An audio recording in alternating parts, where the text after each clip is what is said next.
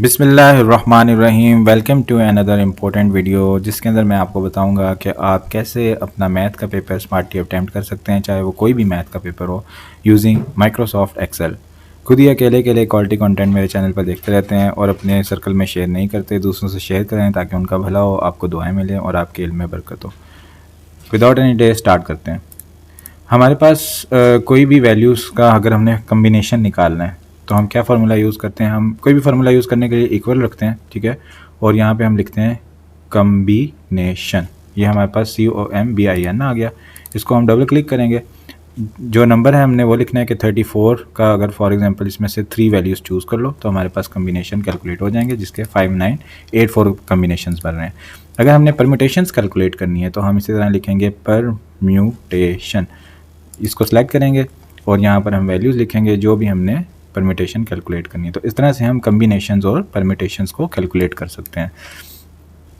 इसके फार्मूलाज हैं वो जो भी आपने याद रखने हैं। मैंने पहले भी बताया था कि ये वैलिडेशन पर्पस के लिए होता है या MCQs को सॉल्व करने के लिए होता है। जो फार्मूलाज होते हैं n factorial over r factorial l-r factorial, जो भी फार्मूलाज हैं वो आप खुद से याद रख सकते हैं। So these are the methods to calculate combination and permutation. अभी मैं आपको थोड़ा सा MTH 501 लीनियर अलजेब्रा, जो कि MTH 401 के भी एंड में फाइनल में यूज़ होगा, और MTH 603 के अंदर भी आइगन वैल्यूज़ के अंदर और जैकबी मेथड्स के अंदर, आइटरेटिव मेथड्स के अंदर यूज़ होता है। तो कैसे आप मैट्रिसेस के ऑपरेशंस कर सकते हैं तो वो मैं आपको बताता हूँ। अगर फॉर एग्जांपल आपने दो मैट्रिसेस को आपस में मल्टीप्लाई करना है तो आप सबसे पहले उनकी वैल्यूज़ इस तरह चुप करके लिख लें, जो भी वैल्यूज़ हैं, ठीक है। यहाँ पर फॉर एग्जांपल मैंने दो मैट्रिसेस लिखने हैं। एक मेरे पास ये मैट्रिक्स हो गया, ठीक है, जो कि 3/3 का मैट्रिक्स है, इसको मैंने ऐसे लिख लिया। अब यहाँ पर मैं फॉर एग्जांपल एक और मैट्रिक्स लिखता हूँ जो कि 3/3 का एक और मैट्रिक्स है, ठीक है, जिसकी वैल्यू मैंने यहाँ पर लिख दी, जो भी उसकी रैंडम वैल्यूज़ हैं। तो ये मेरे पास दो मैट्रिक्स हो गए, ठीक है। तो जो भी आपके पास MCQs में मैट्रिसेस हैं या आप लॉन्ग क्वेश्चन कर रहे हैं उसके अंदर आपने मल्टीप्लिकेशन और मैट्रिसेस करनी है और टाइम बचा रहे हैं, तो कैसे करेंगे। ये दो मैट्रिसेस मैंने लिख लिए। आपने यहाँ पर किसी एम्प्टी सेल पर क्लिक करना है, यहाँ पर इक्वल टू प्रेस करना है और लिखना है MMLT, यानी मैट्रिक्स मल्टीप्लाई, MMULT। और यहाँ पर आपने फिर इसको सेलेक्ट करना है पैरेंथेसिस डाल के पहला मैट्रिक्स, ये अरे 1 में पहला मैट्रिक्स सेलेक्ट हो जाएगा और अरे 2 के अंदर आपने दूसरा मैट्रिक्स सेलेक्ट कर लेना है। इस तरह से जब आप करेंगे तो आपके पास मैट्रिक्स की मल्टीप्लिकेशन आ जाएगी। कितने मज़े की बात है। वरना क्या करो, पहले 1 को 10 से मल्टीप्लाई करो, फिर 2 को 3 से करो, फिर 3 को 4 से करो, फिर आपस में ऐड करो, फिर ऐड करके यहाँ लिखो, फिर उसके बाद इसको 1 को इससे करो, फिर इसको इससे करो, फिर इसको इससे करो, फिर ऐड करके यहाँ लिखो। कितना लंबा काम, और 2 सेकंड में परफॉर्म कर दिया हमने। तो इस तरह से मैट्रिक मल्टीप्लिकेशन हो सकती है। अच्छा, अब फॉर एग्जांपल आप क्या होता है, सेंटर व्यू के सेंटर पे ज़्यादा पुराने कंप्यूटर होते हैं, ठीक है, और वहाँ पर अब अगर आप इस तरह से करेंगे तो आपके पहली वैल्यू शो होगी, ठीक है। ये जैसे तमाम वैल्यू मुझे एकदम शो हो गई है ना, ये नहीं होंगी। तो उसको आपने कैसे कैटर करना है। उसको कैटर करने के लिए आपने क्या करना है कि आपके पास जितने ओरिजिनल मैट्रिक्स बने हुए हैं ना, ठीक है, जस्ट अ सेकेंड, आपने उतने सेल्स को सिलेक्ट करना है। 3/3 के मैट्रिक्स है, रिजल्ट 3/3 का आएगा, मैंने 3/3 को सिलेक्ट करना है। सिलेक्ट करने के बाद मैंने यहाँ पे लिखना है फार्मूला, जो भी मेरा फार्मूला था, ठीक है। वो फार्मूला लिखने के बाद मैंने, जैसे फॉर एग्जांपल मैं ये फार्मूला लिखता हूँ, मैंने ये एक लिखी अरे और एक ये अरे लिखी। ये लिखने के बाद मैंने ब्रैकेट क्लोज करनी है और मैंने कंट्रोल शिफ्ट एंटर प्रेस करना है। फिर मेरे पास वैल्यूज तमाम जगह पे आ जाएंगी, ये कर्ली ब्रैकेट्स इर्द गिर्द डलने से जो काम हुआ था उससे, ठीक है। तो इस तरह से मैट्रिक्स मल्टीप्लिकेशन परफॉर्म होती है। अच्छा, अब हमारे पास क्या होता है, मैट्रिक्स मल्टीप्लिकेशन के अलावा मैट्रिक्स का इन्वर्स हमने कैलकुलेट करना होता है। अगर मैट्रिक्स का इन्वर्स कैलकुलेट करना हो तो उसके लिए हम क्या करेंगे, मैट्रिक्स हमने ये लिख दिया, जो भी मैट्रिक्स जिसका इन्वर्स निकालना है, एक खाली जगह पे क्लिक किया, यहाँ पे लिखेंगे equal M inverse, matrix inverse, ठीक है। ये मैंने लिख दिया, ठीक है। इसको मैंने सेलेक्ट कर लिया फंक्शन को, और ये मैंने मैट्रिक्स सेलेक्ट कर लिया, और इसके बाद मैं कर दूंगा एंटर, और मेरे पास खूबसूरत तरीके से मैट्रिक्स का इन्वर्स निकल के आ गया। कितने मज़े की बात। उसके बाद आपको कोई क्वेश्चन आता है, आप गॉस एलिमिनेशन मेथड से मैट्रिक्स का इन्वर्स निकालें, एचेलॉन फॉर्म में ले जाएं, साथ आइडेंटिटी मैट्रिक्स रखें, पहले मैट्रिक्स को आइडेंटिटी बनाएं, उसके बाद कोफैक्टर इस्तेमाल करें, डिटर्मिनेंट करें, ये करें वो करें। तो सारे स्टेप से बचने के लिए अगर आपको डायरेक्ट रिजल्ट चाहिए तो आप इस तरह से इन्वर्स कैलकुलेट कर सकते हैं। अच्छा, अब ये दोनों चीज़ें सही हैं या नहीं, इसको चेक करने के लिए हम क्या कर सकते हैं, जैसे हम यहाँ पे मल्टीप्लिकेशन कर रहे थे, हम एक तो इसकी मल्टीप्लिकेशन कर रहे थे और इसकी कर रहे थे, आप इसकी और इसकी मल्टीप्लिकेशन करें तो आपके पास आइडेंटिटी मैट्रिक्स रिटर्न होना चाहिए, तो इसका मतलब आपका इन्वर्स बिल्कुल ठीक है। जैसे आपके पास कोई MCQ आता है ना, मैट्रिक्स गिवन है और 4-5 ऑप्शन होते हैं कि इनका इन्वर्स बताओ, तो आपने क्या करना है, उस ऑप्शन को यहाँ पे लिखना है, दोनों को मल्टीप्लाई करना है, तो आपके पास आइडेंटिटी रिटर्न होनी चाहिए। तो इस तरह से आप इन्वर्स कैलकुलेट कर सकते हैं। अच्छा, अब किसी भी मैट्रिक्स का अगर आपने डिटर्मिनेंट निकालना है वो देखते हैं हम कैसे निकाल सकते हैं। ठीक है, यहाँ पर हमने क्लिक किया, यहाँ पे हमने लिखा MDT डिटर्मिनेंट, पूरा जो इस तरह फंक्शन लिख दिया और इस मैट्रिक्स को हमने सेलेक्ट कर लिया।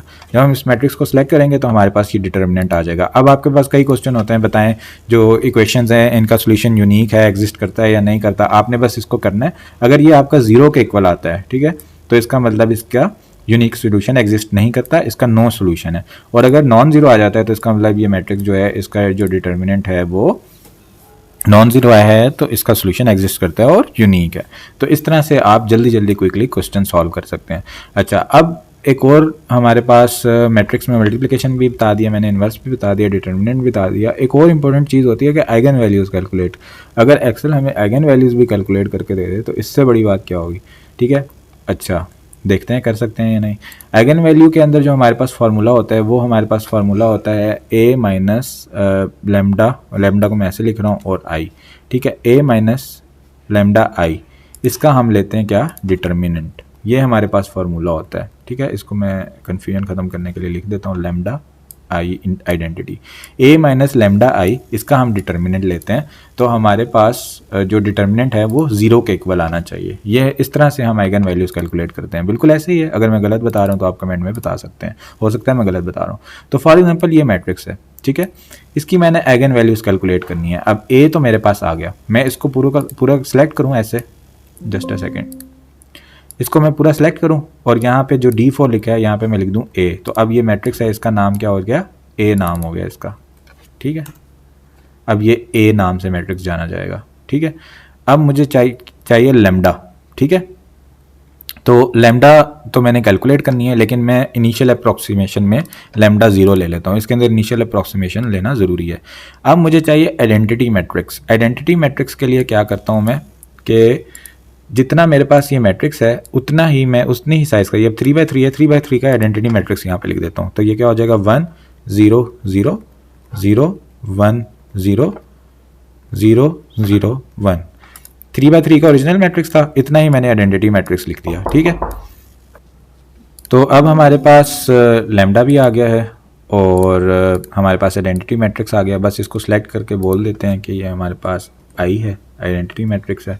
ठीक है, तो अब हम यहाँ पर एक फार्मूला लगाते हैं। ठीक है, जो कि हमारे पास फार्मूला बनेगा a माइनस जो हमारे पास ये सेल था लेमडा और साथ में आई जो था हमारे पास वो ये वाला सेल था। तो ये देखें, a इसने सेलेक्ट कर लिया, लेमडा सेलेक्ट कर लिया और i सेलेक्ट कर लिया, ये फार्मूला है। ठीक है, a माइनस लेमडा आई, ये मैंने सेलेक्ट कर लिया। ठीक है, इसका मैंने क्या करना है, इसका मैंने लेना है डिटर्मिनेंट। ठीक है, इसका मैंने डिटर्मिनेंट ले लिया और इसको मैंने एंटर कर दिया। इसने क्या, हाँ मल्टीप्लाई कर दें या वैसे लिख दें तो एक ही बात है। अब ये डिटर्मिनेंट आ गया। अब डिटर्मिनेंट क्या होना चाहिए, 0 होना चाहिए। ठीक है, तो मैं क्या करता हूँ, मैं डाटा में जाता हूँ, डाटा में जाने के बाद मैं जाता हूँ व्हाट इफ एनालिसिस और गोल सीक में जाता हूँ। इस सेल को चेंज करो, यहाँ पे लेमडा 0 है, असली वाला लेमडा लेके आओ। तो सेट करो आप इस सेल को। ठीक है, ये मैंने इसको बताया कि इस सेल को आप सिलेक्ट करो। ठीक है, किस वैल्यू पे लेके जाओ, 0 पे लेके जाओ, क्योंकि ये डिटर्मिनेंट है, इसको आपने 0 बनाना है। और किस सेल को चेंज करते हुए बनाना है, ये जो लेमडा है इसको चेंज करते हुए बनाना है। ओके, अब रेफरेंस वैलिड नहीं है, अच्छा ये गलत हो गया, इसको ज़रा सही करके लिखते हैं। इस सेल को बनाना है, इस सेल को बनाना है 0 और इस सेल को चेंज करते बनाना है। ओके करते हैं। ठीक है, target value 0, current value this. Okay, अब ये क्या करेगा, आइट्रेशन परफॉर्म करेगा।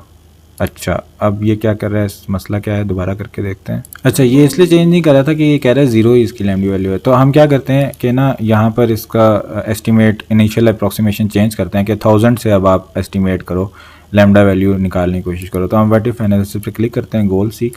इस वैल्यू को आपने चेंज करना है 0 पर, ठीक है, और इस सेल को आपने चेंज करना है। अब हम ओके प्रेस करते हैं। अब ये गोल सीक काम कर रहा है और इसने वैल्यू चेंज कर दी 16 इसने बोला कि आइगन वैल्यू है, और इसने डिटर्मिनेंट को e⁻⁻5 कर दिया, यानी 0 के इक्वली तकरीबन ये बन रहा है। तो ये कह रहा है कि ये इसकी आइगन वैल्यू बन रही है। तो इस तरह से आप आइगन वैल्यूज़ को कैलकुलेट कर सकते हैं, या आइगन वैल्यू यहाँ पे लिख के अगर वो चेंज नहीं करता इसको 0 करने के लिए, तो आप चेक कर सकते हैं कि वो इस मैट्रिक्स की आइगन वैल्यू है या नहीं। तो इस तरह से आप मैट्रिक्स की मल्टीप्लिकेशन कर सकते हैं, उनका इन्वर्स फाइंड आउट कर सकते हैं, डिटर्मिनेंट फाइंड आउट कर सकते हैं, और eigen value eigen vectors calculate कर सकते हैं। अच्छा, अब नेक्स्ट अगर आपने कन्वर्जन करनी है बाइनरी टू ऑक्टल या ऑक्टल टू डेसिमल, वो आप कैसे कर सकते हैं। तो इसके लिए भी आपने BIN2DEC लिखेंगे तो बाइनरी टू डेसिमल कन्वर्जन हो जाएगी। फॉर एग्जांपल मेरे पास बाइनरी नंबर है 1011, तो मैं इसको एंटर करूँगा तो ये मेरे पास 11 में चेंज हो गया, ठीक है। अब मैं फॉर एग्जांपल इस 11 नंबर को चेंज करना चाहता हूँ बाइनरी में, ठीक है। तो यहाँ पे मैं लिखता हूँ डेसिमल टू बाइनरी और नंबर 11, तो ये अगर आप देखें तो ये बन रहा है 1011। तो इस तरह से हम चेंज कर सकते हैं। अब मेरे पास एक नंबर है फॉर एग्जांपल 5467, ये मेरे पास ऑक्टल में है, मैंने इसको डेसिमल में चेंज करना है। तो मैं यहाँ पे लिखूँगा ऑक्टल टू डेसिमल में चेंज करना है। यहाँ पे मैं लिखूँगा ऑक्टल टू डेसिमल, और ऑक्टल टू डेसिमल लिखने के बाद मैं इस वैल्यू को सिलेक्ट करूंगा और एंटर करूंगा, तो मेरे पास ये डेसिमल में चेंज हो जाएगा, जो कि पहले ऑक्टल में था। तो इस तरह से आप डिफरेंट फंक्शंस परफॉर्म कर सकते हैं, एक्सेल को यूज़ कर सकते हैं। अब यहाँ पर अगर आप फंक्शन पे क्लिक करेंगे तो आपके पास तमाम फंक्शंस आ जाएंगे जो आप परफॉर्म कर सकते हैं, ठीक है। तो इस तरह से आपके पास जो भी अगर MCQs हैं, या आप लॉन्ग कर रहे हैं, शॉर्ट कर रहे हैं, और उसके अंदर कुछ स्टेप्स हैं जो कि आपने पेपर में नहीं लिखने, और आप जस्ट डायरेक्ट आंसर लिख दें, तो आपको फिर भी मार्क्स मिल जाते हैं। अगर वो ओवरऑल एक बड़ा क्वेश्चन और उसके अंदर मैट्रिक्स मल्टीप्लिकेशन यूज़ हो रही है, या मैट्रिक्स का इन्वर्स निकालना है, तो आप इस तरह से कैलकुलेशन करके डायरेक्ट लिख सकते हैं, आपको बहुत ज़्यादा टाइम नहीं लगेगा। और मैथ के पेपर में मैंने पहले भी बताया टाइम का काफ़ी मसला होता है, टाइम मैनेजमेंट मुश्किल होती है। अगर फॉर एग्जाम्पल इन्वर्स निकालने का क्वेश्चन है भी सही, तो एटलीस्ट आप अपने आंसर को टैली कर सकते हैं। यहाँ पर अपना आंसर ला के लिखें, जो भी आपने इन्वर्स निकाला, ओरिजिनल मैट्रिक्स लिखें, आपस में मल्टीप्लाई करें, देखें कि आइडेंटिटी के इक्वल आ रहा है या नहीं आ रहा। डिटर्मिनेंट जो भी आपने निकाला है मैट्रिक्स यहाँ पे लिखें, और डिटर्मिनेंट निकाल के देखें कि आपका आंसर ठीक है या नहीं, क्या वाकई आपने आंसर को सही सॉल्व किया है या नहीं किया। तो इस तरह से आप एफिशिएंटली स्मार्टली मैथ का पेपर अटैम्प्ट कर सकते हैं। और मैं एक ही वीडियो में सारी चीज़ें, सारे फार्मूला, सारे चीज़ें कवर नहीं कर सकता, तो जो भी आपके माइंड में चीज़ आ रही है कि आपने अपने पेपर में कैसे क्या ट्रिक अप्लाई की, तो आप कमेंट में लाजमी शेयर कीजिएगा, और प्लीज़ अपने फ्रेंड से, अपने सर्कल से शेयर कीजिएगा, ताकि दूसरों का भला हो और आपको दुआएं मिले। अपनी दुआ में याद रखिएगा। टेक केयर, अल्लाह हाफिज़।